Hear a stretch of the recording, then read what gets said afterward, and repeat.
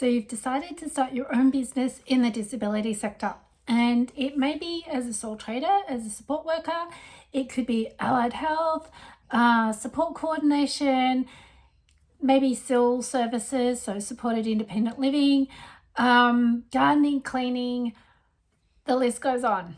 Although recently in October 2024, the list did change as to what NDIS will pay for, and that list is constantly being updated and revised. So here we are. This is a new updated video. I've done these videos before. It is the 3rd of January 2025, just as a point of reference. And the content and the information in this is subject to change as legislation and NDIS actually change things. So let's get into it. So the first thing that you require as a business or setting up your business is just to decide, am I a company? Are we entering into a partnership? Or am I a sole trader, which is also known as an independent? The difference is a sole trader usually has an ABN, and you may have a few employees under you, especially subcontracting, but you really want to check the ATO, so the Australian Taxation Office, for the clarity around that. Speak to an accountant. Always get professional advice in the right area for your business. Before we go any further, I want to give you really quick context in which I'm coming to you with this information. So I've studied business compliance and quality auditing, business coaching, as well as health and wellbeing coaching, and I have run an NDIS support worker business. I've also worked as a sole trader, as a support coordinator, and I have my own business, which is actually set up in the format of a company. But once upon a time, I did have a sole trader ABN as well. So I've done a lot of study. I read legislations pertaining to the disability, the fitness and the health sector. And I have a great passion for empowering people to set their business up properly. So let's get back into it. So once you decide whether you're going to run your business as a company, as a sole trader or a partnership, each of them has their pros and cons. I encourage you to do research and talk to an accountant about this to get the right structure for yourself. A company does provide a layer of protection, especially if you're going to be creating invoices in the sense of that, you might set up with a supplier and you're creating invoices or they send you an invoice and you're doing that on payment plan. There is a little bit of a layer of protection between a sole trader and a company. I'm going to leave that to the experts and the accountants to discuss that further with you. So you've decided ABN or ACN, so Australian company number, Australian business number, and you've registered that with the appropriate Australian governing body. Some things to think about with your business. Best practice would say that you would have a business plan. You will have business insurance. You will have documents and policies that support your business. Now, I do have another video on the importance of your policies and procedures, but I will touch on it briefly, is that your documents, policies and procedures are the heart of your business. It's how you deliver your service, how you implement all of it. And they are really important to have in place. Even in Australia, if you have a website and you are going to even collect a little bit of a person's details. So you might have a website and it's selling bracelets or coffee mugs. So somebody, or an ebook even, not even a product, physical product, an ebook.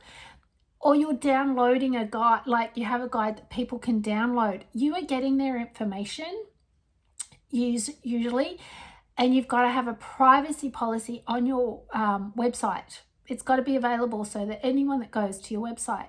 So this is where I often hear sole traders supporting other sole traders in the disability sector saying, you don't need any policies, you don't need any procedures, you don't even really need a service agreement, but maybe you should have one.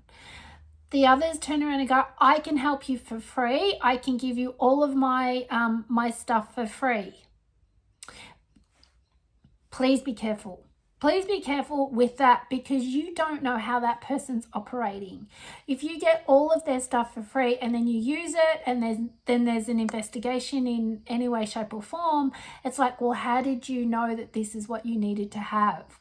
Oh, somebody on a social media group gave me all of their stuff. Did you read through it and understand it? No, they said it was all fine. They just gave it to me for free because why should I spend any money?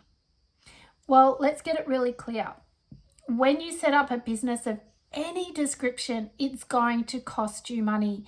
And just focusing in the disability sector for a moment, the minimum that you may want to have in your business financials is your business insurance.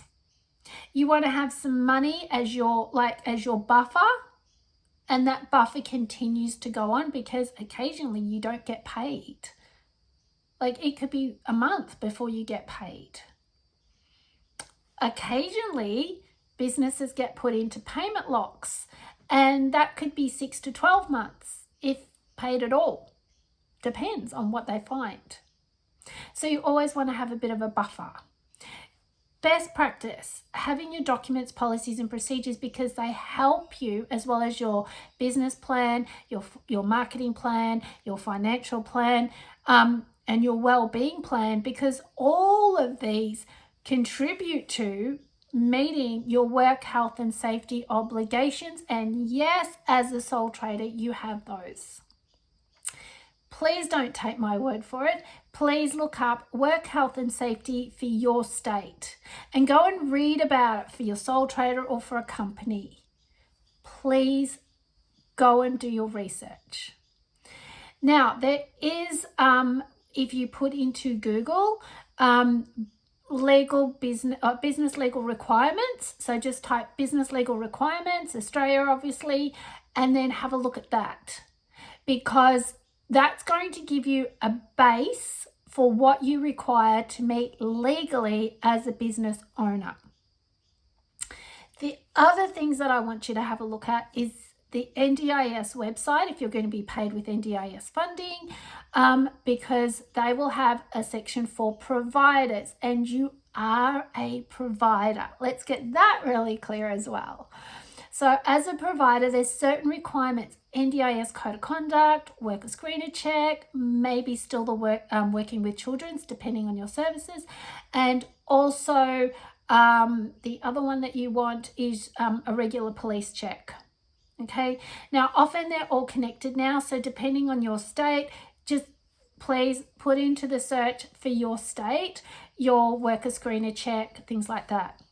You'll also need to do the NDIS orientation module, which is available online, and there's a couple of other new ones that they've been adding over the years.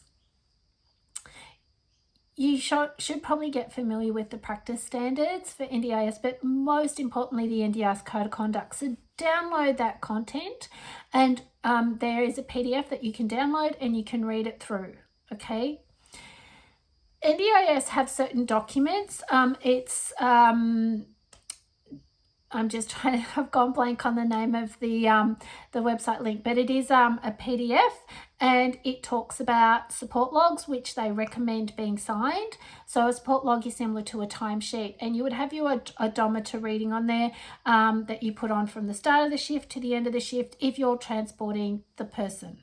Okay, if you're not transporting the person, then you just put no transport. It was just a shift wherever. Ideally a service agreement that is signed. The ATO has certain requirements around GST. So if you don't have an agreement or a service agreement signed and you have to register for GST, you may have to pay GST even though you can't invoice for it. That's really important to know. So understanding that. Australian consumer law. The NDIS have mentioned that on their website around providers, that you understand Australian consumer law. You understand the NDIS practice standards and you understand the disability practice standards. While you're at it, you might like to understand the NDIS legislation, and you might also like to understand the Disability and Inclusion Act. Okay? Now, there's going to be other legislations that may impact your business and your services, such as around children. If you're providing services for children, there's certain requirements that you must meet as a business owner when providing services to children, and they're different in each state. So it's really important that working with children and that you understand all of this. Now, a lot of participants or their family members might say to you, don't worry about any of this. You don't need a service agreement. You don't need to do care plans. You don't need to do progress notes. Ideally, you do, because if you get into a payment lock or if there is a complaint made against you, you're going to ask for evidence of the shift, and often when these come in, they're going to, especially a complaint, the person might have lodged the complaint and it takes the commission. So the complaints team that are investigating it might take them 6 months to get to you. So you've got to think of what happened 6 months ago. And if you didn't do an incident form and you didn't do shift notes, how are you going to remember? And you're going to be asked and when they look into it, and if there's a complaint, they follow the NDIS code of conduct and your duty of care, and they ask you what your complaints management system is, they ask you what your risk management system is, and in some cases, they'll ask you what your incident management system is. Now, you might think, I'm not going to become NDIS registered, and I hate to tell you this, but there's a strong chance, right? It's not confirmed at this point, but there is a strong chance that even as an independent, you are going to have to apply for NDIS registration. At the moment, early January 2025, they are focused on SIL providers, so supported independent living, support coordinators, platform providers, and self-directed. So that's the self-managed participants that manage their entire plan, their service providers, so they're very self-directed. They will have to become registered as well. And they're sorting out the practice standards for all of these right now. And they're talking about, the latest that we heard was that they're planning on starting mandatory registration. So from this date, providers will have to go through and make sure they're registered. They will give a time frame. So we aim to have everybody registered by this time, or moving forward, the only way you can provide these services if you're registered. So that's where you have an audit as well. And the auditor will look at your documents, policies, and procedures and how you're implementing them in your business. So service agreements, consent forms, privacy and confidentiality, incident management, risk management, complaints management, your onboarding process, authority to act as an advocate. So what if they say, no, just talk to Mary? Well, you might want their consent to be talking to Mary, but Mary can act as their advocate. You might want that in writing. There's a form for that. We have, by the way, we have all of this. If you're going to be handling the participants' money, you might want to safeguard yourself. So what is your policy around that? Will you do it? Won't you do it? What happens when you do it? If you're doing cooking with the person, so you're doing food handling, you might want to check the food handling regulations, hand hygiene definitely, and also understanding what is your policy on how you make sure the person is safe. We do know that people get food poisoning from food. So if you've prepared this food and this person gets sick, they may blame you. So what are you going to do about it? There are such things such as infection control, obviously zero tolerance of abuse and things like that. Reporting abuse, what happens if a participant discloses to you that they're being abused or neglected, you notice that they're being neglected, what is your policy and procedure on that? It's important because certain things are reportable to police, to Department of Human, Families, and I think it's DFS now, but it used to be the Department of Human Services. It's changed its name. You kind of get where I'm going.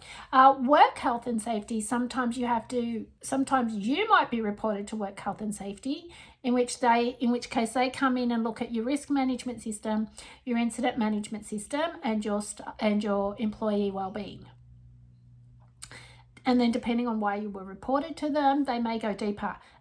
Fines apply. There are fines that apply if you do not meet and follow the legislation, which is actually the law. Now, you can go ahead and choose not to do any of what I've just said. This is your choice. I strongly recommend that you don't just take someone else's word for things, that you actually do your own research. I am a business coach. I have studied business compliance and I read up on Australian consumer law, Australian business law.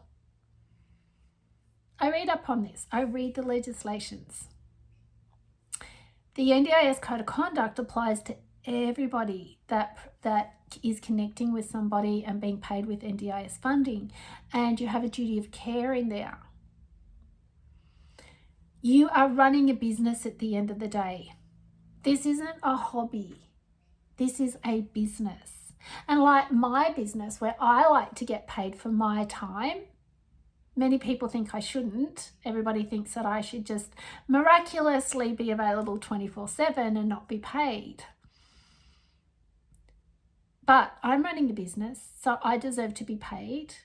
And you're running a business and you deserve to be paid. But with running a business, we have responsibilities and legal requirements. And it's nothing to be scared and worried about, but it's about knowing it. You have to do your BAS. So you might need an accountant. People, you're working with people, and some of them are most vulnerable people, right? And some of them have conditions, medical conditions and scenarios where they really love you today and they hate you tomorrow, and they're getting a lawyer and they're suing you. You may have situations where they just decline to pay you. No, they call up the plan manager. Hey, it's Jackie. Yeah, don't pay Angela. No, you sure? No, don't pay her. She really annoyed me. Don't pay her. And as far as NDIS is concerned, and the plan manager's role is like, are you sure?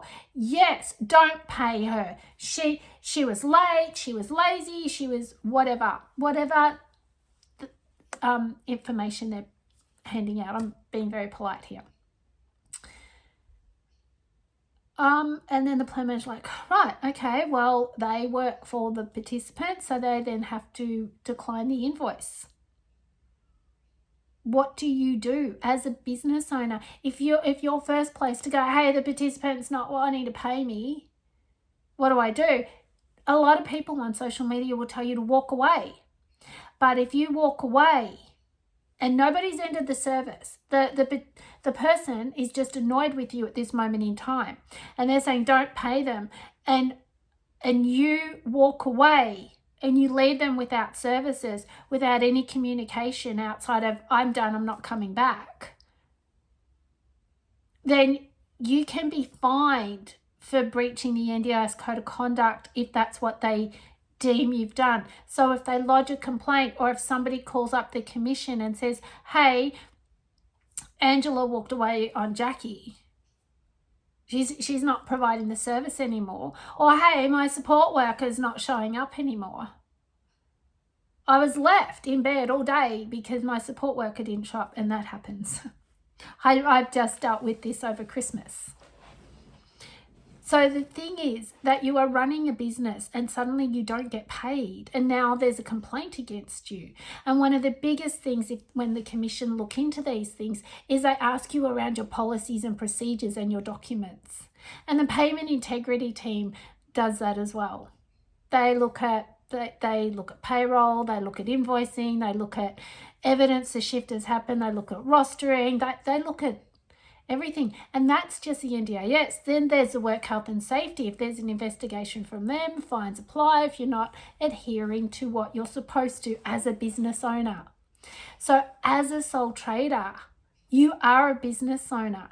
So if you listen to only the advice of someone else that's been running their business but hasn't got their policies and procedures in place, and they haven't got their documents, and they haven't got a service agreement, they've only got really base business insurance, you might want to rethink whether you follow that or whether you actually read the NDIS Code of Conduct, whether you read the work health and safety obligations, privacy and confidentiality, whether you read around Australian consumer law, like what is required of you, whether you contact the ATO or read what the ATO has online around your requirements as a business owner. Speak to an accountant, speak to a lawyer as you need to, work with a business coach. There's a lot of business consultants out there in the NDIS, like for the NDIS space. And they're not for the NDIS. Like they don't work for the NDIS. They work with businesses that are going to get paid with NDIS funding. Want to be really clear. And a lot of them will sell you the dream. They'll say for $10,000 or for $5,000, we'll get you NDIS registered. Not a problem. It's just like that. And what's being found is they copy and paste the answers in the application. And their policies and procedures are identical to the other person that applied just before you, and will be identical to the person that applies. The only difference will be is your business name will be different. And that's how a lot of them operate. So they can earn a lot of money and have a huge profit margin, but it doesn't need to be that expensive. So we have a comprehensive bundle that at this moment in time until February 2025, it's $999 plus GST, instant download. You learn about it because we actually give you resources to teach you and an ebook to help you. We also have an online resource bundle as well that I think is only still $99, and that's lifetime access to that. Talks about duty of care, if an incident occurs, how to keep your business safe, which is through your risk management system, your care plans, like all of that kind of thing.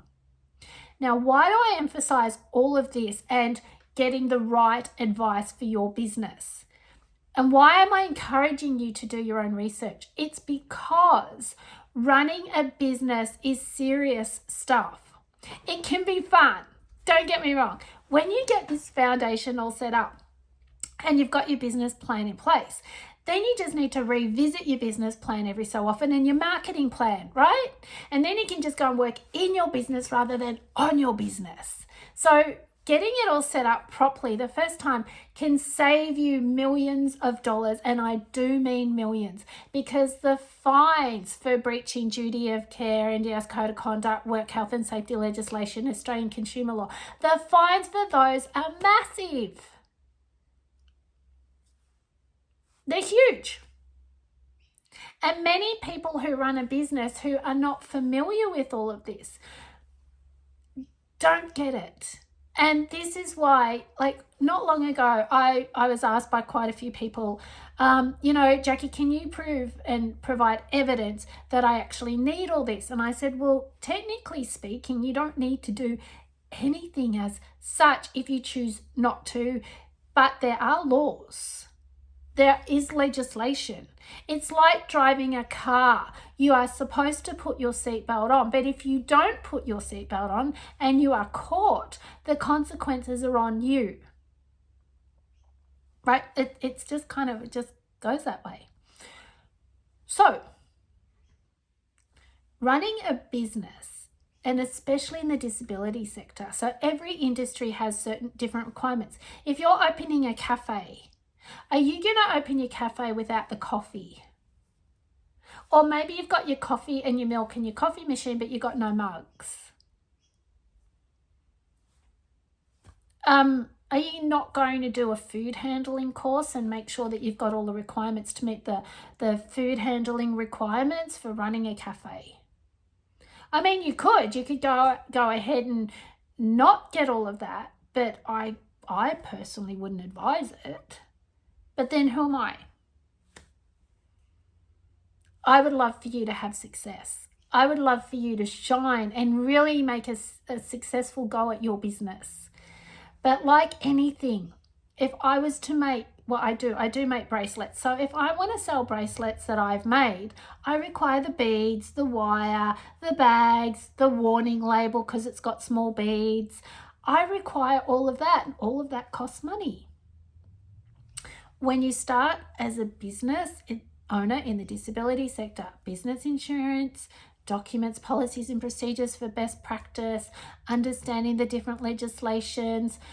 You might need to do a little bit of marketing depending on where you live and how you're going to grow your business. You might need to pay for networking.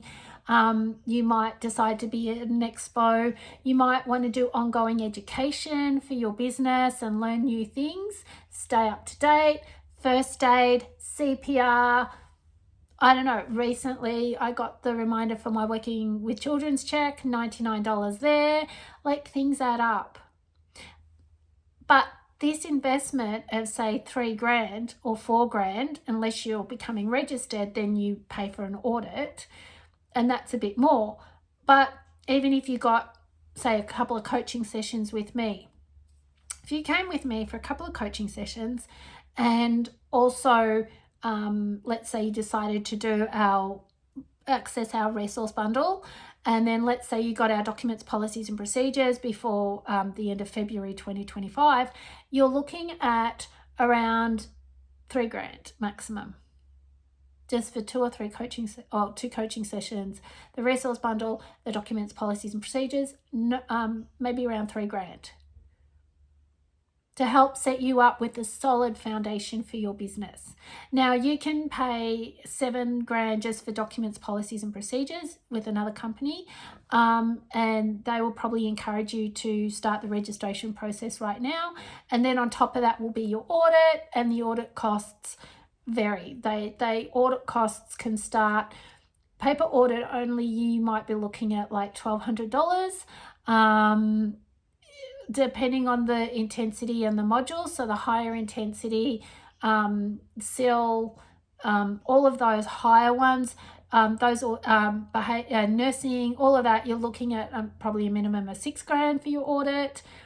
These costs vary from auditor to auditor. So just take your time to think about it. But I encourage you to set your business up properly. We have so many tools and resources for you. And yes, you're going to pay for some of this, but let me put it in perspective. You're working with vulnerable people and you want your business to be a success. So every business requires an investment. I know someone who recently set up a coaching business. And they went, oh no, I won't need much, and because coaching isn't regulated that closely in Australia, so there's not a lot of legislation around it. But I just said to the person, you might want a landing page, you want a privacy policy, you want to maybe have a nice logo or something like that. And then before they knew it, they came back and they said, I've just spent like $2,000. I just thought I just set up an online coaching business. I thought it wouldn't cost me much at all. Whatever you do in life, there is a cost. And if you invest in it properly with the right people, then it's going to set you up for long-term success. And at Break Free Consultancy, we're about your long-term success.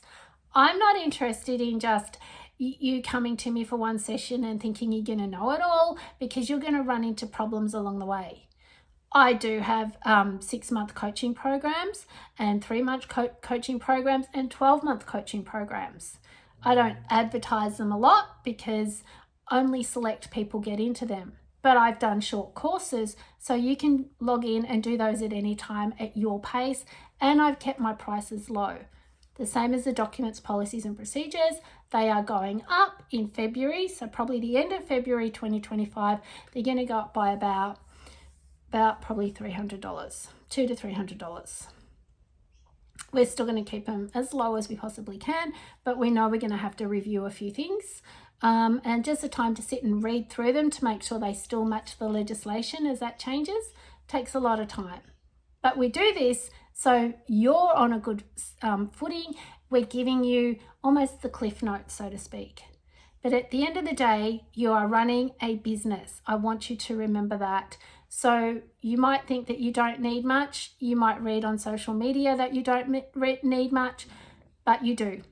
Work health and safety, insurance for business, it may be income protection insurance, it's up to you. Making sure your car's up to like quality service so you're safe, the participant's safe. Filling in your documents properly. All of this is best practice, but some of this is actual law, and there is a website, business legal requirements for Australia. I encourage you to look for that and look it up and follow it. Now we've got other videos on your policies and procedures and why they're important. Some of that will double up from this video, but at the end of the day, I will emphasize this as much as I can. You are running a business even as a sole trader. And yes, Australian consumer law and work health and safety and child safety, if you're working with children, all apply to you as a business owner. Please take the time to get it right. In the meantime, once you get it right, guess what? You get to have fun. You get to enjoy running your business. And the time and effort that you put into it now at the beginning can save you in the long run. And I know this because I've worked with businesses when something small's gone wrong. I've come in, we've looked at their documents, we've gone, here's the problem here. And it's been something small and it's been able to be fixed. But if I walk in and there's no documents and forms aren't completed and there's a big mess, it takes months to sort out in some cases. Some cases maybe not as long, but we've got to dive deep. We might need a lawyer, we might need a forensic accountant. When it's at that level, I have another business that I refer that to because they have access to all those tools. And I'm not afraid to refer you on to a HR person, an accountant, a lawyer. I will work with you within my scope and my ability, and I encourage you to get the right advice.